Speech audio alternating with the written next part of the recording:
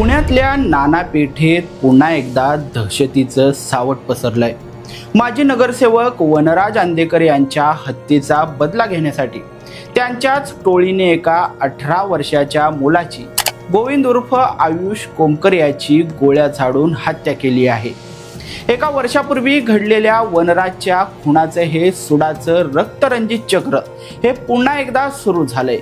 हा थरारक प्रकार शुक्रवारी रात्री घडला, जेव्हा पुणे पोलीस गणपती विसर्जन मिरवणुकीच्या बंदोबस्तामध्ये व्यस्त होते। नेमकी अंदेकर टोळीचा म्होरक्या बंडू अंदेकर याने घेतलेल्या सुडाची शपथ काय होती आणि त्यामध्ये निष्पाप आयुषचा जीव कसा काय गेला, नेमकं हे संपूर्ण प्रकरण काय आहे हे आपण या व्हिडिओच्या माध्यमातून पाहणार आहोत। नमस्कार, मी हुसेन नदाफ आणि तुम्ही पाहताय यस प्राईम न्यूज। व्हिडिओला सुरुवात करण्यापूर्वी तुम्ही आमच्या चॅनलवर नवीन असाल तर लगेचच यस प्राईम न्यूजला सबस्क्राईब करा आणि त्यानंतर बेल आयकॉन दाबायला मात्र विसरू नका। गेल्या वर्षी वनराज अंदेकर यांच्या हत्येनंतर अंदेकर टोळीचा म्होरक्या बंडू अंदेकर याने सुडाची शपथ घेतलेली होती। ज्या गणेश कोमकर याने आंबेगावच्या गायकवाड टोळीच्या मदतीने वनराजची हत्या घडवून आणली होती, त्याच्याच मुलाला आयुषला संपवून बंडूने ही शपथ पूर्ण केली आहे। या प्रकरणी बंडू अंदेकरसह 11 जणांवर गुन्हा दाखल करण्यात आलाय। विशेष म्हणजे पुणे पोलिसांना या कटाची कुणकुण लागलेली होती आणि त्यांनी गेल्याच आठवड्यात अंदेकर टोळीला शस्त्रे पुरवणाऱ्या एका व्यक्तीला अटकही केलेली होती।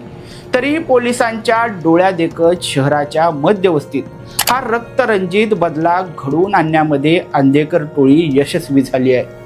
नाना पेठेतील अंदेकर टोळीचा इतिहास 40 वर्षांपेक्षा जास्त जुना आहे। एकेक काळी माळवतकर टोळीला संपवून ही टोळी पुण्याच्या राजकारणात स्थिरावलेली होती।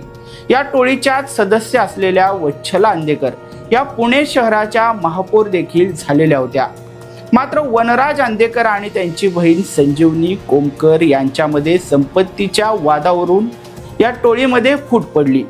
याच वादामुळे गणेश कोमकरने गायकवाड टोळीच्या मदतीने वनराज अंदेकर याची हत्या केली।